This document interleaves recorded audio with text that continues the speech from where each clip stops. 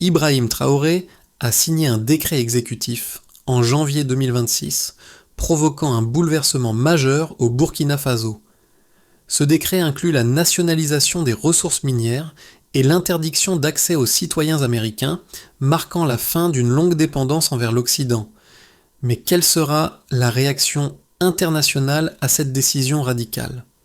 Les États-Unis et l'UE, déjà en désaccord avec ces mesures, envisagent des sanctions économiques sévères. Cette décision audacieuse d'Ibrahim Traoré pourrait-elle redéfinir l'avenir du Burkina Faso ou le conduire à l'isolement diplomatique ? Le décret exécutif d'Ibrahim Traoré, signé en janvier 2026, incarne un acte audacieux qui redéfinit la position du Burkina Faso sur la scène mondiale. En nationalisant les ressources minières et en imposant un embargo sur les visas américains, Traoré met fin à des décennies de dépendance envers les puissances occidentales. Mais cette décision ne se limite pas à un simple changement politique. Elle pourrait bien bouleverser l'équilibre géopolitique, avec des implications majeures pour l'avenir du pays et de ses citoyens. L'objectif est clair, renforcer la souveraineté économique du Burkina Faso en recouvrant le contrôle de ses ressources naturelles. Cependant, les conséquences seront multiples. La fermeture des frontières aux Américains, la fin des contrats néocoloniaux et l'isolement diplomatique possible placent le pays dans une position précaire. La question qui se pose est donc, cette radicalité pourra-t-elle conduire à un renouveau pour le pays ou précipiter son isolement et ses difficultés économiques ? Ce choix stratégique marquera-t-il un tournant historique ou sera-t-il perçu comme une aventure risquée, affectant le quotidien de millions de Burkinabés ? Le 5 janvier 2026, Ibrahim Traoré a pris une décision qui pourrait redéfinir l'avenir du Burkina Faso. Le décret exécutif signé par le président a mis en place une série de mesures radicales, à commencer par la nationalisation des ressources minières du pays et l'interdiction d'accès aux citoyens américains. Ces actions ont été perçues comme une rupture nette avec les décennies passées, marquées par une dépendance à l'égard des puissances occidentales, principalement la France et les États-Unis. Avant cette annonce, le Burkina Faso se trouvait dans une position économique fragile, sa principale richesse résidant dans ses ressources naturelles, notamment l'or, mais ces ressources étaient largement exploitées par des entreprises étrangères, souvent au détriment du pays. Depuis son arrivée au pouvoir en 2022, Ibrahim Traoré a cherché à affirmer la souveraineté nationale du Burkina Faso en réduisant l'influence des anciennes puissances coloniales et en réorientant les relations économiques du pays. L'un des actes les plus audacieux de Traoré a été de prendre le contrôle des mines d'or, des concessions jusque-là détenues par de grandes entreprises comme Horizon Gold et Mining, qui ont payé des royalties minimes en échange de l'exploitation des richesses naturelles du pays. La nationalisation de ces mines a été présentée comme un moyen de récupérer une part équitable des profits et de stimuler l'économie nationale. Cependant, ce choix n'a pas été sans conséquences immédiates. Des milliers de travailleurs étrangers ont été renvoyés et la fermeture de ces entreprises a laissé un vide économique qui a eu un impact sur les communautés locales. Pour compenser cette perte d'emploi, Traoré a lancé des programmes de formation pour les travailleurs burkinabés afin qu'ils puissent occuper des postes dans le secteur minier et dans d'autres industries. Mais la question reste, ces mesures suffiront-elles à maintenir la stabilité économique du pays à long terme ? Ibrahim Traoré, arrivé au pouvoir en 2022, incarne une figure de proue de la résistance face aux puissances coloniales et néocoloniales. Sa vision politique et économique pour le Burkina Faso est claire, rétablir l'indépendance totale du pays en contrôlant ses ressources naturelles et en réduisant l'influence étrangère. Dès son accession au pouvoir, il a mis en place une série de réformes visant à réduire la dépendance du pays vis-à-vis des anciennes puissances coloniales, principalement la France et les États-Unis. Les premières conséquences de ces décisions ont été immédiates. Les compagnies minières étrangères, qui dominaient le secteur, ont été expulsées du pays, créant ainsi un vide économique considérable. Les travailleurs locaux ont dû faire face à un chômage accru, mais le gouvernement de Traoré a réagi en lançant des programmes de formation pour préparer les Burkinabés à occuper les postes laissés vacants. Cependant, cette transition n'a pas été sans difficulté. La fermeture des frontières et la nationalisation des mines ont exacerbé les tensions économiques, bien que Traoré ait mis en place des stratégies pour contrer ces effets. Malgré ces défis, le soutien populaire à Ibrahim Traoré reste solide, en particulier parmi les jeunes et les communautés rurales qui voient dans ces réformes une opportunité d'émancipation économique et politique. Mais l'enjeu est de taille. Traoré pourra-t-il maintenir son cap face aux pressions extérieures tout en assurant la stabilité intérieure du pays ? Le 5 janvier 2026, Ibrahim Traoré a signé un décret exécutif révolutionnaire qui a secoué le Burkina Faso et l'ensemble de la communauté internationale.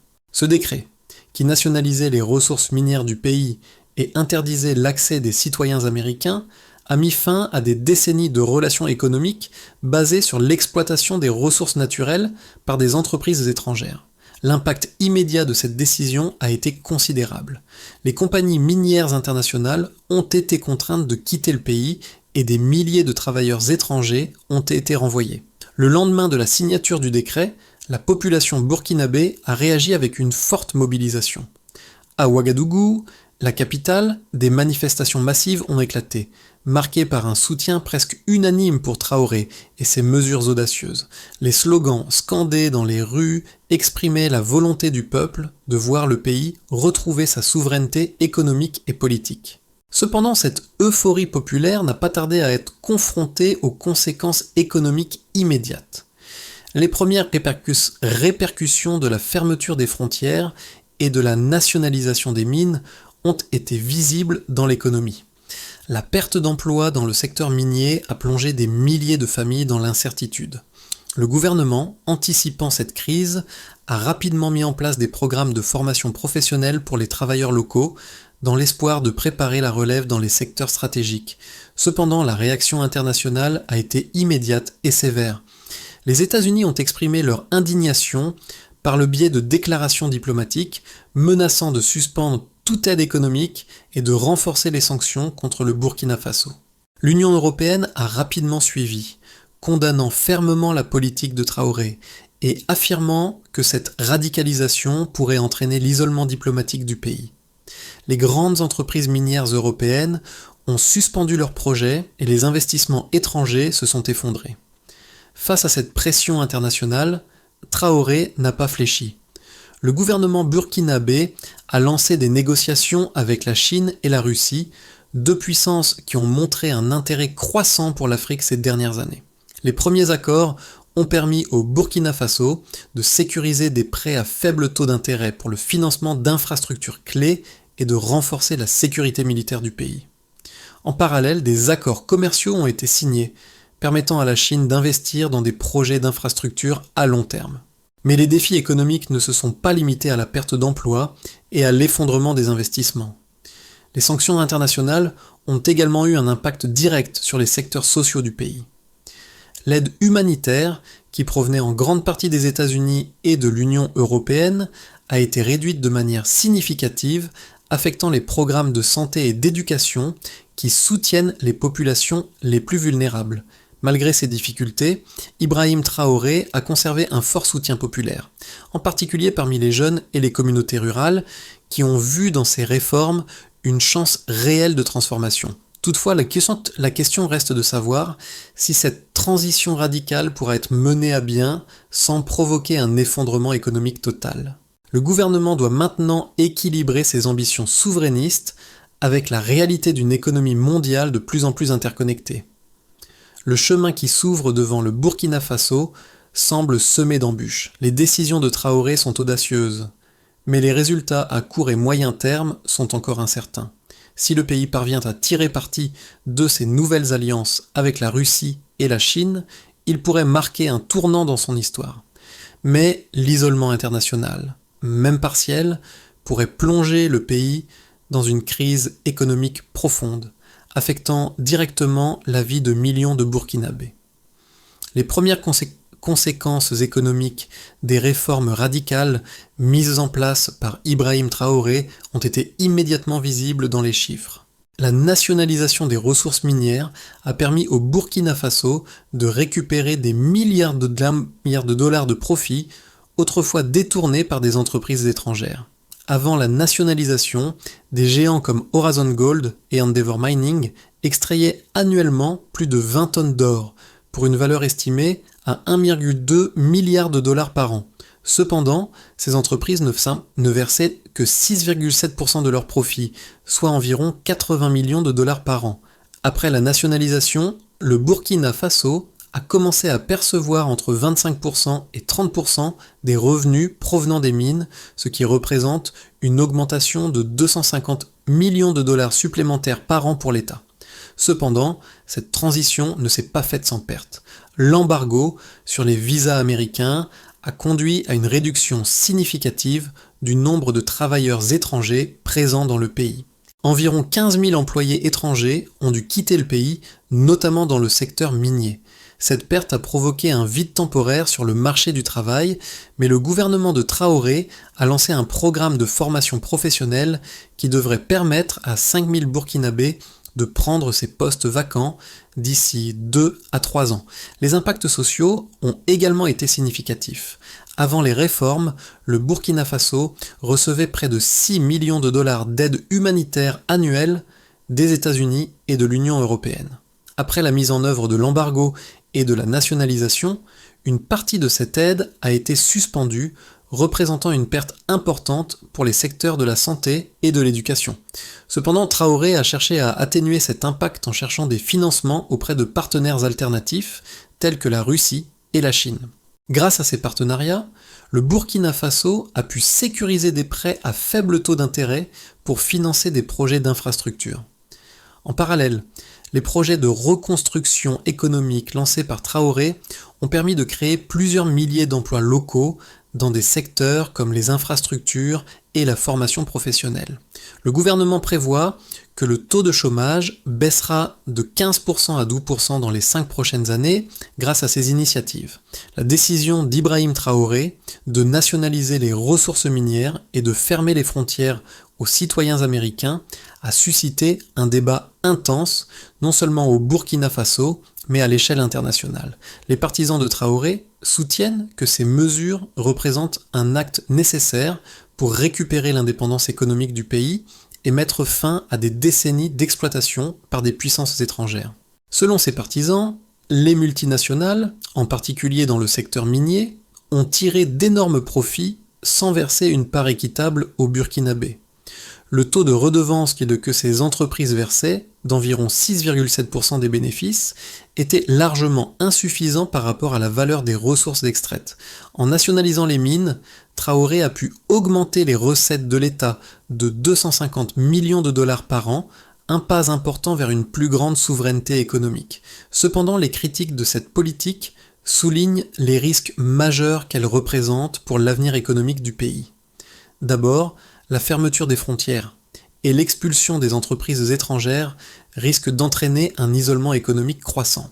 L'absence d'investissements étrangers pourrait ralentir la croissance du pays, surtout dans des secteurs clés comme les infrastructures et les technologies. En outre, la perte d'emplois dans les industries minières et auxiliaires, où des milliers de travailleurs étrangers étaient employés, a plongé de nombreuses familles dans l'incertitude. Les programmes de formation de Traoré, bien qu'ambitieux, peinent à compenser la perte d'expertise technique et de capitaux étrangers. Les partisans rétorquent toutefois que ces mesures à court terme sont nécessaires pour construire une économie plus résiliente et moins dépendante des fluctuations du marché international. Ils soulignent que le soutien populaire à Traoré reste solide, en particulier parmi les jeunes et les communautés rurales qui voient dans ces réformes un espoir de transformation durable. Toutefois, la clé pour l'avenir réside dans la capacité du gouvernement à gérer cette transition sans provoquer une crise économique irréversible. Le 5 janvier 2026, après avoir signé un décret exécutif historique, Ibrahim Traoré a bouleversé le système économique et politique du Burkina Faso. Mais au-delà des décisions radicales qu'il a prises, une réalité émerge lentement. Le peuple burkinabé commence à comprendre l'ampleur de ces réformes. Si, au début, La nationalisation des mines et l'embargo sur les visas semblaient des solutions audacieuses pour renforcer la souveraineté économique du pays. La situation devient de plus en plus complexe. Derrière l'enthousiasme populaire, les conséquences à long terme commencent à se faire sentir. La fermeture des frontières, bien qu'applaudie par beaucoup comme une manière de s'affranchir de l'influence étrangère, risque de créer un isolement économique progressif. En revanche, les partenariats stratégiques avec la Russie et la Chine, qui semblaient initialement être un choix salvateur, se révèlent être des réponses temporaires à une crise plus profonde. Le manque de diversification économique et l'incapacité de gérer la transition sans perturber la vie quotidienne des Burkinabés. La véritable question qui se pose à ce stade, ces mesures seront-elles un tremplin pour la souveraineté du pays ou vont-elles précipiter l'économie dans une crise qu'aucune réforme ne pourra résoudre? Les réformes radicales mises en place par Ibrahim Traoré ont eu des conséquences profondes sur la société burkinabé, mais aussi sur la scène internationale. Chaque groupe affecté par ces mesures a réagi de manière différente, et les impacts se font ressentir sur plusieurs niveaux. Du côté du peuple burkinabé, les premières répercussions ont été visibles au niveau des communautés locales. Les programmes de formation mis en place par le gouvernement ont permis à des milliers de Burkinabés de trouver un emploi dans le secteur minier, compensant en partie la perte d'emplois étrangers. Toutefois, l'isolement économique causé par la fermeture des frontières a entraîné une augmentation du coût de la vie, affectant surtout les plus vulnérables. En dépit de cela, le soutien populaire reste élevé, en particulier parmi les jeunes qui voient en ces réformes un moyen de briser les chaînes du néocolonialisme. Du côté des entreprises et des investisseurs, la nationalisation des mines a privé les multinationales des profits colossaux générés par l'exploitation des ressources naturelles du pays. Des entreprises comme Horizon Gold et Mining ont été contraintes de quitter le pays, et avec elles, des milliards de dollars d'investissements ont été perdus. La question qui se pose est celle de la réinsertion du secteur privé local dans un contexte où les grandes entreprises ont disparu. Le gouvernement, en cherchant de nouveaux partenariats avec des puissances comme la Russie et la Chine, espère rétablir la stabilité économique. Du côté du gouvernement et des institutions publiques, pour l'État burkinabé, les décisions de Traoré ont eu des conséquences immédiates en matière de revenus. La nationalisation des mines a permis à l'État de récupérer une part équitable des profits, augmentant ainsi les ressources disponibles pour financer les infrastructures publiques et les programmes sociaux. Cependant, le manque d'investissements étrangers a ralenti les projets d'infrastructures, ce qui a posé des défis pour le développement à long terme. Le gouvernement doit également gérer les tensions sociales causées par les changements rapides et les difficultés économiques croissantes. Du côté de la communauté internationale, à l'échelle internationale, ces réformes ont mis le Burkina Faso dans une position délicate.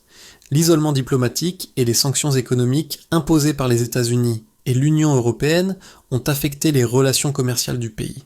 Cependant, les négociations avec la Chine et la Russie ont ouvert de nouvelles voies de coopération. Ces alliances, bien que stratégiques, ont été perçues par certains comme un moyen pour le Burkina Faso de contourner les pressions internationales. Néanmoins, l'incertitude demeure. La réorientation des relations internationales du pays suffira-t-elle à compenser les pertes économiques dues aux sanctions? En résumé, bien que les réformes d'Ibrahim Traoré aient renforcé la souveraineté économique du pays et aient suscité un soutien populaire, elles ont également entraîné des défis économiques et sociaux considérables. La stabilité à long terme du Burkina Faso dépendra de sa capacité à naviguer entre l'isolement économique et les nouvelles opportunités qui se présentent avec ses partenaires émergents. Dans les 6 à 12 prochains mois, le Burkina Faso se trouve à un carrefour décisif, avec des choix audacieux qui définiront son avenir. 3 scénarios semblent se dessiner pour l'évolution du pays sous la présidence d'Ibrahim Traoré, chacun ayant des implications profondes pour la stabilité économique et la souveraineté du Burkina Faso. Dans un scénario de base, le Burkina Faso parvient à stabiliser sa situation économique malgré les sanctions internationales et l'isolement diplomatique. Les réformes internes commencent à porter leurs fruits, la nationalisation des mines génère des revenus supplémentaires pour Sebam Jitoman pour l'État, et les investissements chinois et russes contribuent à la reconstruction des infrastructures du pays. Le soutien populaire reste fort, et les tensions sociales sont maîtrisées par des politiques de réinsertion et de formation professionnelle. Cependant, le pays continue de faire face à des défis, notamment le chômage et la dépendance croissante à l'égard des nouveaux partenaires internationaux. La clé du succès réside dans la gestion de ces dépendances tout en assurant une transition progressive vers une économie plus autonome. Dans un scénario optimiste, le Burkina Faso réussit à renforcer ses relations avec d'autres pays africains, en particulier ceux du Sahel, créant ainsi une zone économique commune qui contourne les sanctions occidentales. L'alliance avec la Chine et la Russie se transforme en un partenariat stratégique avec des projets d'infrastructures à grande échelle qui stimulent l'économie locale. Le pays devient un modèle de résistance face aux pressions occidentales. Et les réformes d'Ibrahim Traoré suscitent un effet domino dans d'autres nations africaines cherchant à suivre son exemple. L'isolement diplomatique reste partiel et le Burkina Faso devient un phare pour les nations africaines en quête d'indépendance économique. Dans un scénario pessimiste, l'isolement diplomatique et les sanctions économiques sévères finissent par peser lourdement sur l'économie du Burkina Faso. Les investissements étrangers se tarissent et le pays souffre d'une pénurie de biens essentiels. Les tensions sociales montent, exacerbées par un chômage élevé et une inflation galopante. Les réformes internes ne suffisent pas à compenser les pertes économiques et la pression internationale intensifie l'isolement.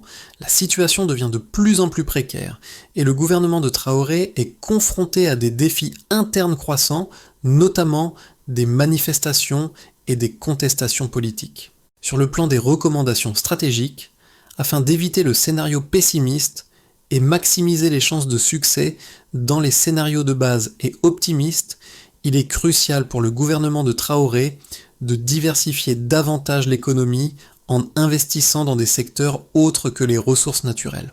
Parallèlement, la gestion des relations internationales devra être équilibrée en consolidant les alliances avec la Chine et la Russie tout en recherchant des opportunités d'engagement diplomatique avec d'autres pays pour atténuer l'isolement. Les décisions radicales d'Ibrahim Traoré ne concernent pas seulement le Burkina Faso, mais ont des répercussions profondes sur la scène internationale et suscitent une réflexion sur l'avenir de l'Afrique en général. Si le pays réussit à renforcer son indépendance économique, cela pourrait envoyer un message puissant aux nations africaines, longtemps sous l'influence des puissances coloniales et néocoloniales. Traoré incarne un modèle de résistance et de souveraineté qui résonne avec de nombreux peuples qui ont souffert de l'exploitation économique et politique. Mais au-delà de la politique et de l'économie, ces réformes posent une question fondamentale. Quelle direction doit prendre l'Afrique pour garantir un avenir prospère et indépendant ? Le Burkina Faso, en prenant des mesures audacieuses, offre-t-il une vision pour d'autres nations du continent ? La situation de ce petit pays pourrait-elle inspirer un mouvement plus large vers l'autosuffisance et l'indépendance ? Ou bien l'exemple de Traoré pourrait-il se retourner contre lui en exacerbant les défis économiques internes et les pressions internationales ? L'avenir du Burkina Faso est intimement lié à sa capacité à naviguer entre l'isolement et les nouvelles opportunités qui s'offrent à lui. Mais plus que tout, cela soulève la question cruciale. Quel est le rôle de chaque citoyen dans la construction d'une nation forte et souveraine ? En soutenant ces réformes ou en cherchant à les améliorer, chacun peut contribuer à forger un avenir meilleur pour le Burkina Faso et peut-être pour toute l'Afrique. Pour assurer un avenir prospère au Burkina Faso, il est crucial de mettre en place une loi Trinch-Ro-Reng qui guide le pays vers une stabilité économique durable tout en renforçant sa souveraineté nationale. Voici quelques étapes clés qui pourraient permettre au Burkina Faso de surmonter les défis actuels et d'aller de l'avant. Pour la diversification de l'économie, le Burkina Faso doit impérativement diversifier son économie au-delà des ressources naturelles. Cela pourrait inclure le développement des secteurs agricoles, manufacturiers et des services. Investir dans l'industrialisation locale des ressources naturelles, comme le traitement des minerais et la transformation des produits agricoles, permettra non seulement de créer de la valeur ajoutée, mais aussi de créer des emplois à long terme. Pour le renforcement de la gouvernance et de la transparence, il est essentiel d'améliorer la gestion des ressources naturelles pour éviter la corruption et garantir que les profits générés par la nationalisation des mines bénéficient réellement au peuple burkinabé. Le gouvernement doit mettre en place des mécanismes de contrôle interne et s'assurer que les revenus sont utilisés efficacement pour financer des infrastructures clés comme l'éducation, la santé et les transports. Pour le renforcement des partenariats internationaux, bien que le Burkina Faso ait diversifié ses partenariats, il est crucial de maintenir un équilibre dans ses relations internationales. Le pays doit continuer à renforcer ses liens avec la Chine et la Russie, mais aussi chercher à engager le dialogue avec des partenaires occidentaux. La diplomatie économique et la négociation d'accords commerciaux régionaux, notamment avec d'autres pays du Sahel, pourront offrir des opportunités supplémentaires pour surmonter l'isolement diplomatique. Pour l'investissement dans l'éducation et la formation professionnelle, enfin le gouvernement doit investir massivement dans l'éducation et la formation professionnelle. Former la prochaine génération de travailleurs qualifiés dans des secteurs stratégiques garantira que le pays pourra gérer sa propre économie et ne dépendra pas des experts étrangers pour diriger ses industries clés. Ibrahim Traoré a pris des décisions audacieuses qui ont radicalement transformé le paysage économique et politique du Burkina Faso. En nationalisant les ressources minières et en fermant les frontières aux États-Unis, il a non seulement remis en question les fondements du néocolonialisme, mais aussi montré une voie possible pour l'indépendance économique de son pays. Ces choix ont engendré des répercussions immédiates, tant positives que négatives. Mais il marque sans doute un tournant pour le Burkina Faso. Le chemin vers un avenir prospère reste semé d'embûches, mais ces réformes, bien qu'impopulaires auprès de certains, ont permis à la nation de retrouver une partie de son autonomie économique. En fin de compte, c'est la volonté du peuple burkinabé, sa capacité à surmonter les défis internes et à naviguer sur la scène internationale qui déterminera le succès de cette vision. Ainsi, la question qui reste est: le Burkina Faso, avec ses réformes audacieuses et son engagement vers un avenir plus indépendant, saura-t-il inspirer d'autres nations africaines et réécrire son destin sur la scène mondiale ? Le temps nous le dira, mais les bases ont été posées.